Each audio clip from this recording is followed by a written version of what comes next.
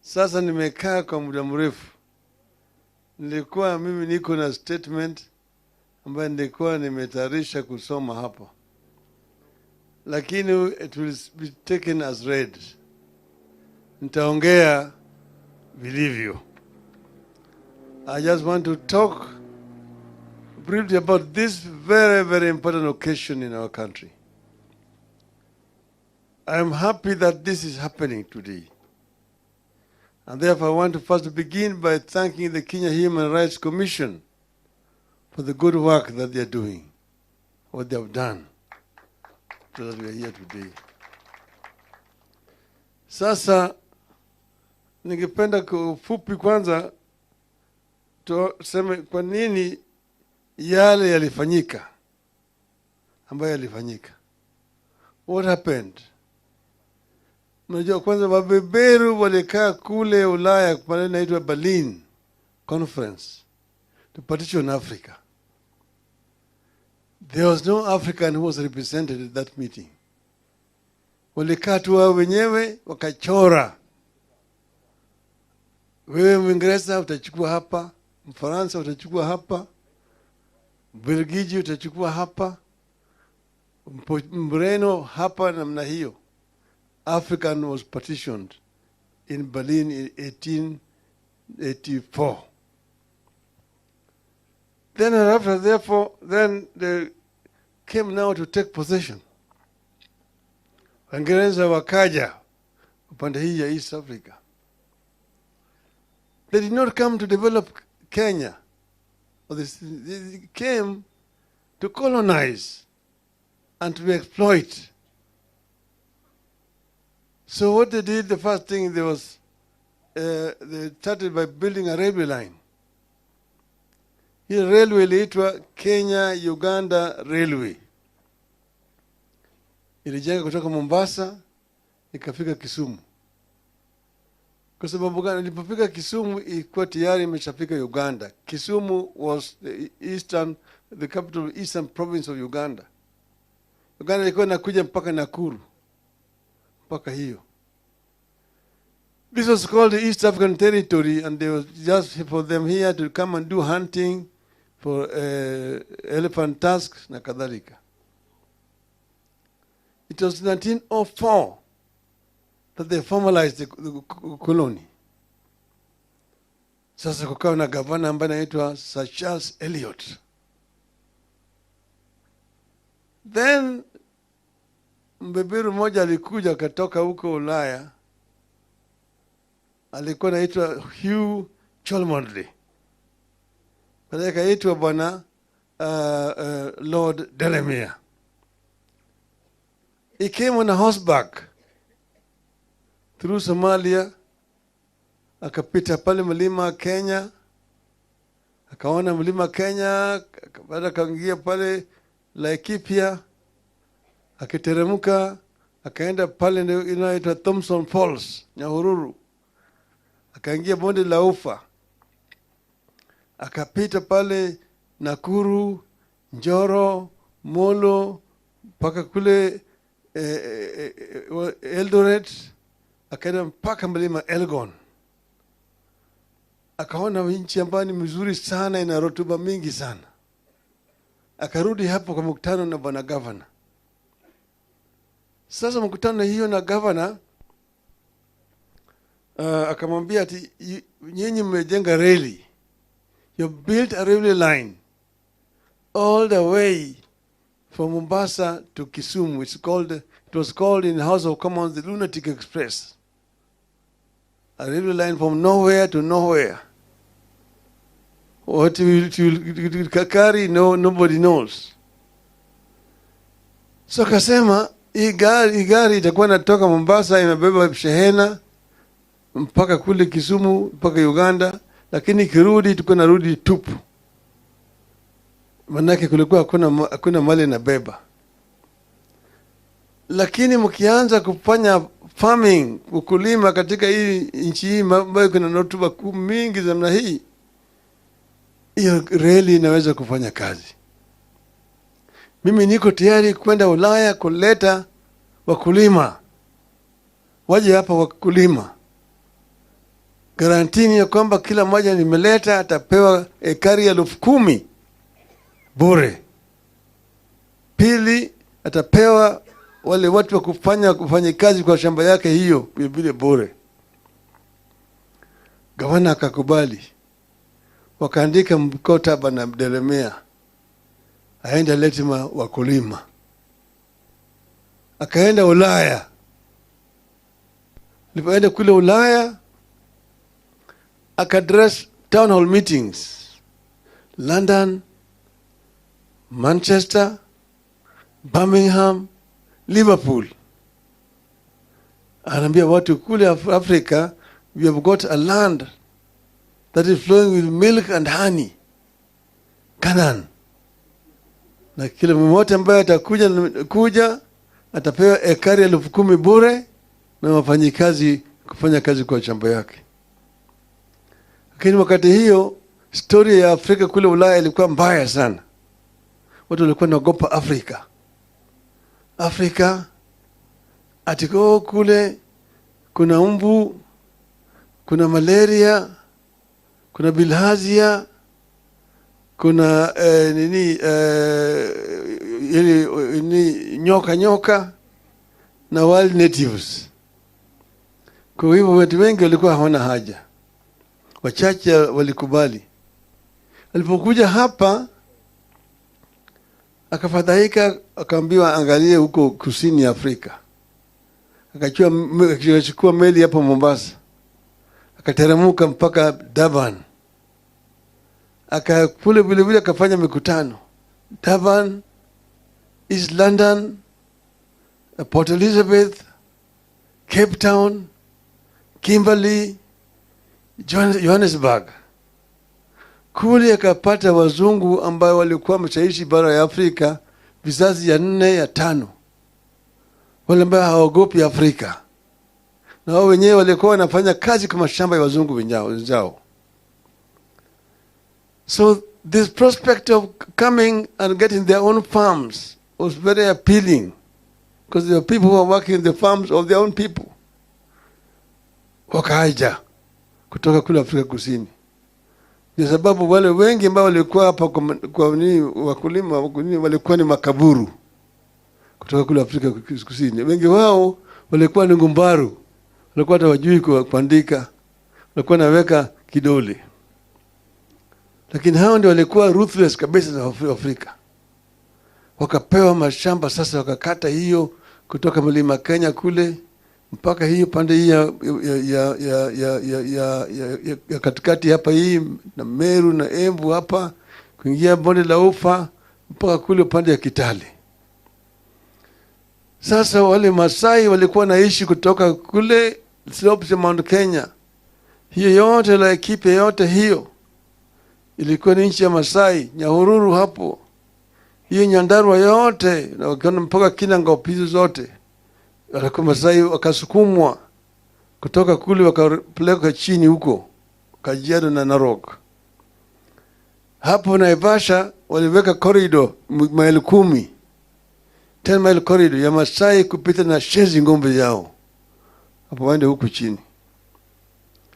Sasa wakashika hiyo na kuanza kufanya hiyo farming yao. Sasa Waafrika wanakwenda wanachotwa kufanya kazi. Wengine wametoa kwa mashamba yao, wameweka kwa villages. Hapo vile ilikuwa. Hiyo ni kini ya shida ambayo tulikuwa naye. Sasa hii mambo ya ukombozi ilianza wakati ukoloni ilianza katika taifa letu. Kwa hivyo ukoloni tuko na safu hiyo mapambano is in phases. Phase 1 from the time they walikuja hapa 1896 mpaka 1945. Hapo ndio phases. Hapo ndio kukuta watu kama Wayaki Wahinga ambaye alichukuliwa akapeleka kule Kibwezi, akalazimishwa kushimba kaburi yake, akaingizwa kule akazikwa kama bado wako hai. Hapo baadaye ndio kuja pata watu kama Hari Dhuku pale ambao waliorganize maandamano pale karibu na chuo kikuu, na watu wakapigwa pale.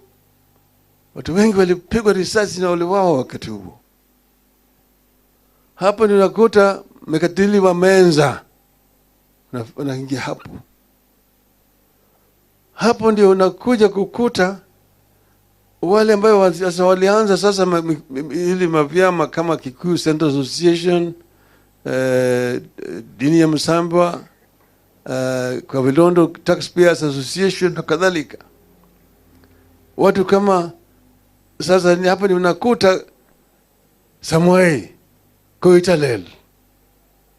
Hiyo ndio group hiyo, that face. Hapo ndio utakuta Okemo Manyanyamanture na Mora. Hapo hiyo ndio unakuta watu kama Ojijo Teko. Kuna my great grandfather kuna anaitwa Agola Awala. Yeye mzungu alikuwa anataka awe chief. Alikataa kuwa chief, akasema siwezi kuwa weka chief na huyu mtu ambaye ngozi yake ni ovyo hii. Kwa sababu kutoheshimu mzungu akashikwa, akapelekwa huko Kismayu, akakufia huko.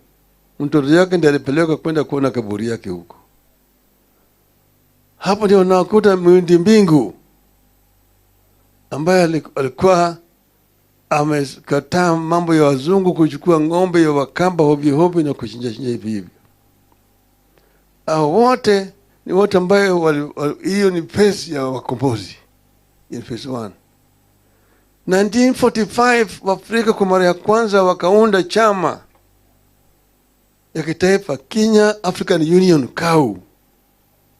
Hiyo ndio kwanza nationalist movement struggle.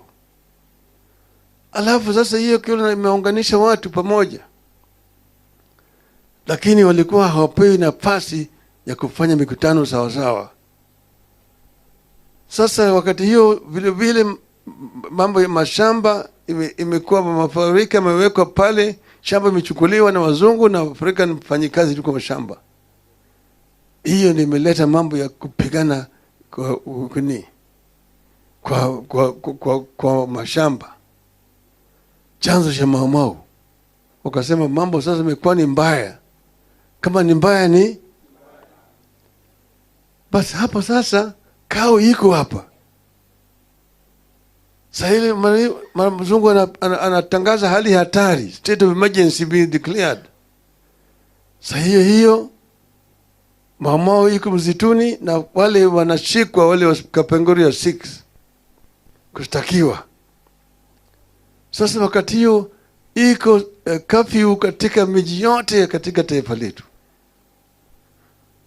Sasa wakati huo Mau wanapelekwa kule, wengine wanashtakiwa, wengine wawekwa kwa detention camps, na makamps ziko hapa na pale, kule Lamu, kule Hola, kule Manyani, kule Lodwar, kule Lokitang, kule ziwa ya Victoria kulikuwa na detention camp Mageta Island. Wakati ya hali ya hatari ilikuwa mbaya zaidi, radio ilikuwa inatangaza kwa Kiswahili ati Wakikuyu, Wameru na Waembo ni watu hatari. Ukiona mmoja akipita namna hii, piga ripoti kwa polisi mara moja. Wakati hiyo vita hiyo iliendelea. Mzungu ameleta kikosi ambaye inapigana na Mau. Pale ambao walikuwa napigana ilikuwa mbaya. Mliingia hapa unaona mvua inanyesha hiyo na baridi. Hiyo ndio vile Mau walikuwa na hisi katika huko juu. Kule msituni huko upande ya Nyandarua, huko Abadea, hasa kila mahali. Walipigana.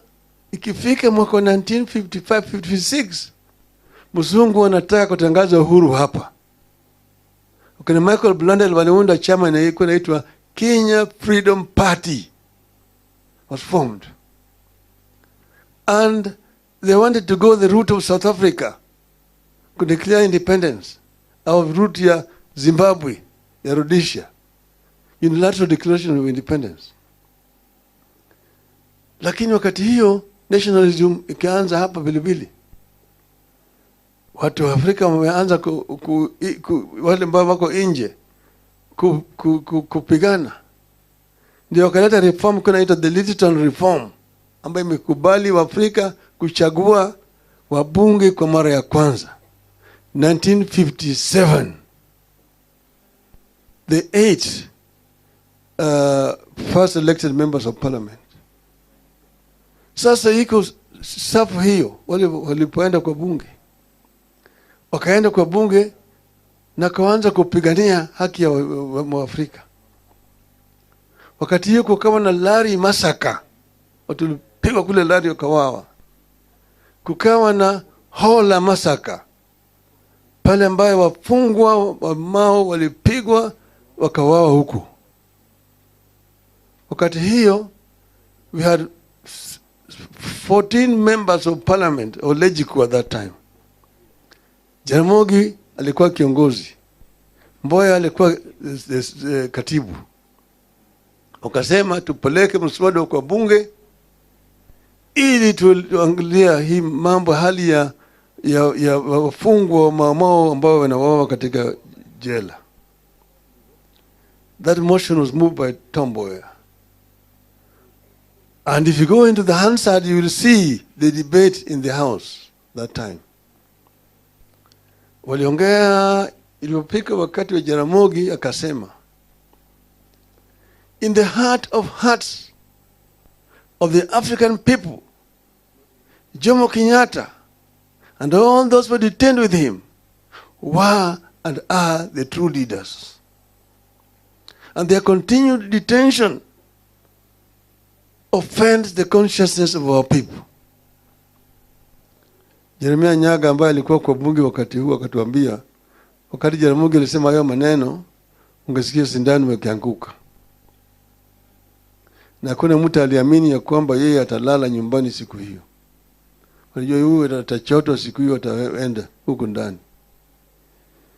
Lakini Jaramogi hakushikwa, alizidi kuongea tena kesho mpaka akatolewa kwa nyumba. Waafrika walikuwa pale, wengine waliogopa sasa. Jeremia Kiano akiongea, Julius Kiano alisema ati those people, Kenyatta and Co, were leaders at that time, but they were not elected. We are now the elected people, and therefore we are now the leaders.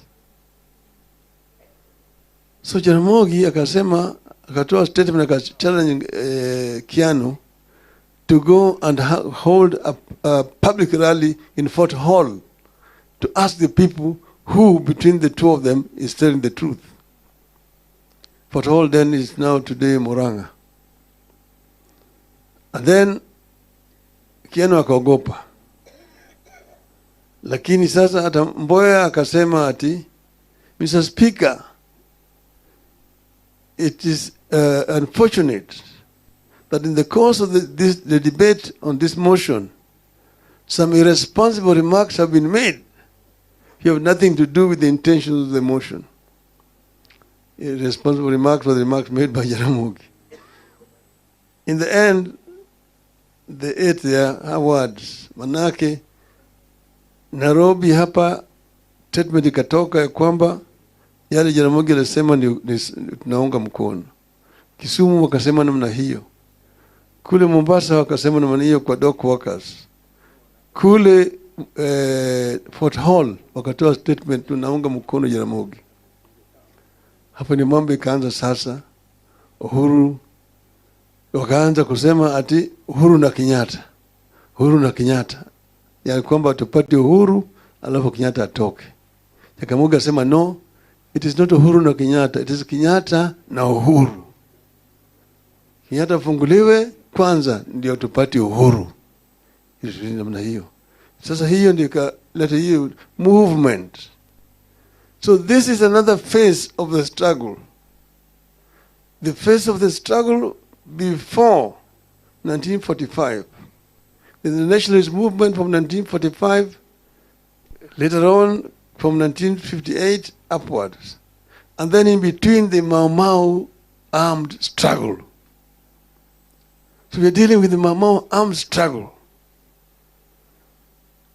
which itself had a very, very accelerating effect in creating consciousness among the people across our country.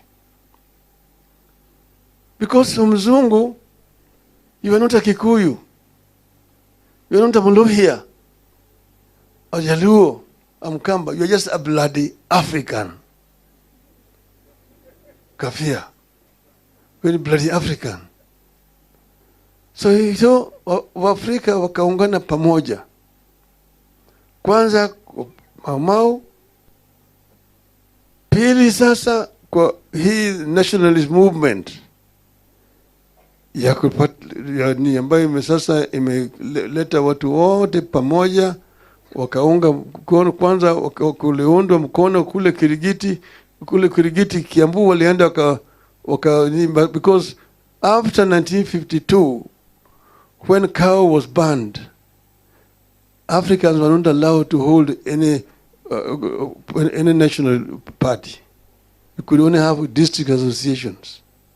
But after 1959, they allowed. And they went to Kirigiti, Kiambu, and formed KANU.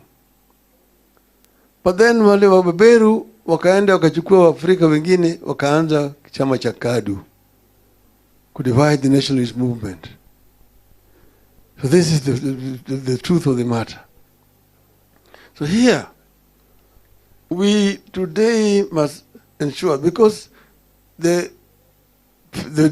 battle against the British was fierce, and British was very, very brutal, and many people were killed, many people were maimed, many people were in the forest.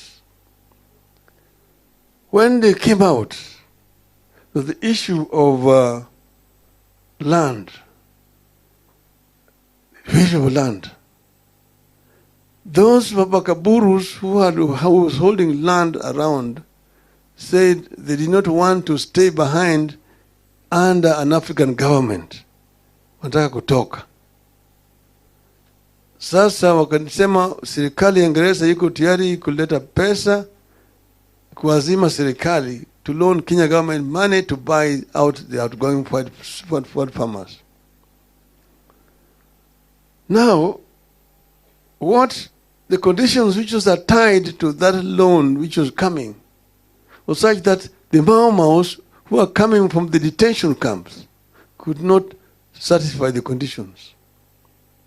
It was only the loyalists and the home guards who were working with the colonial system who became the beneficiaries. And that is what Jaramogi has recorded in Note to Uhuru. That those who sacrificed for the independence of the country were betrayed. They were completely neglected. They did not get what they were fighting for. Those who were working with the British, the home guards, and the loyalists became the beneficiaries. Hence, not yet Uhuru. So, Mzee Gideon Moi is a great nationalist. I've known Gideon Moi since I was a young boy. And he stood steadfast in fighting for the right of the people who sacrificed most during that struggle for independence. He has been uncompromising. He stood very, very fast. But then, when they took the case to the British court, and one of Paul Mwite is here, is left. Gitobi Manyara was unfortunately not around here.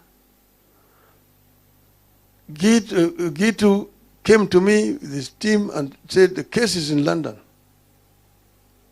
Then I said I will try to use my position as the Prime Minister to negotiate an out-of-court settlement. I met the Prime Minister of Britain at a conference in Davos in Switzerland. And we had a side meeting, and I mentioned to him the problem that I have and that I want to go and discuss so that he can go and first prepare himself with his people. So from there, I came back here, and then I now went to London. And we had a conversation. And I explained to him the historical injustices. I had a memorandum that I had prepared, which we had forwarded in advance. And he agreed that he would try an out-of-court settlement. He negotiated it in the cabinet. They went to Parliament. And so the British Parliament approved the motion. And also an apology. So they agreed on out-of-court settlement, which is a token. They also agreed to come and put up that monument at Uhuru Park. I was there when we were breaking ground with the British High Commissioner for the construction, okay, of that monument. But that, of course, is not enough. It's not enough, and I was happy that this matter was raised during the visit to the King here. Actually, I was invited by the King to the dinner at State House. Because he is a personal friend. And we had worked with him and his foundation in rehabilitating Lake Naivasha, which was polluted, and marine life was actually dying in Lake Naivasha. So we met first in Oslo with the Prime Minister, then Prime Minister of Norway. And he asked me what his foundation could do. Then there were 4 projects we proposed. There was Mau Conservation, Abadeas, Nairobi River, and Lake Naivasha. They opted for Lake Naivasha. And then he organized a dinner in his residence in London. And I went with a delegation from here. And he invited the companies there which market Kenyan flowers in British markets. Tesco, Marks and Spencer, and several of those departmental stores. Immediately that evening, I was Minister Sally Kosgei. We had a pledge of 600,000 sterling pounds. By the morning, it was 1 million sterling pounds. Then he talked to the Dutch government and gave 6 million euros to rehabilitation of Lake Naivasha. And Lake Naivasha was rehabilitated thanks to then Prince Charles. So this matter was raised with him, and I was happy that Mr. Ruto raised it in his speech that day. And it's an ongoing conversation. Paul Mwita suggested a bipartisan approach of opposition and the government. But this must be an inclusive process that deals with all historical injustices and ensure that justice is done and that this matter is finally put to rest permanently. The late General Kiboko had mentioned when we went to bury Mukami in Nyandarua that they were the ones who buried Dedan Kimathi in Kamiti. That he knows where the Dedan Kimathi's grave is in Kamiti. This is an issue that need to be resolved. Mama Mukami, I wish all the times I was talking to her was that she wanted her husband to be exhumed, the remains, and be buried respectfully at their home. This is also a pending issue that we need to follow up. because that General Kiboko said it, at the funeral there, later on he fell sick. I went to see him at Nairobi Hospital. He mentioned the same thing to me. But nothing happened. He then also died. As we are here ourselves, we want to ensure that this chapter is put to a proper close, satisfactorily. That those who sacrificed during our struggle, some of them who are dead, are remembered through their offsprings. And those who are now in their sunset years also are given support. The same way that the British government is doing to its war heroes. Those who fought in the Second World War, who are still alive today, don't worry about anything else. So this is what we should do ourselves, so that we bring this chapter to a decent closure. And that's why I'm happy that this thing happened today. Gitu wrote a book, and he asked me to write the foreword, which I've written the foreword to the book which we are going to launch here today. In it, he has given a very good account of what transpired and how the betrayal happened. The wrongs which were done need and must be corrected.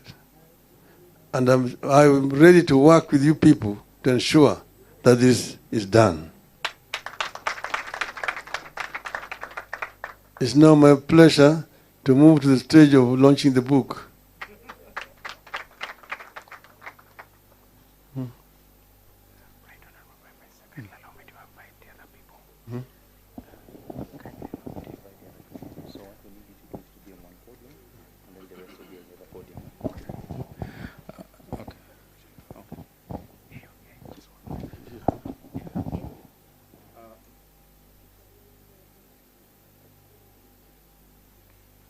So, ladies and gentlemen, kindly permit me to invite the following dignitaries to the stage. Mheshimiwa Giti wa Kahengeri, please come to the stage. The board chair, Davinda Lamba, Davis Malombe, our executive director, Professor Yash Pagal and Jill Pagai, Wanjiku Miano, Ms. Jessica Horn, Professor Kibutha Kibwana, Cornelius Oduor, the Deputy Executive Director. Yeah. Peter Kiama, please come over. Yeah. Maina Njenga.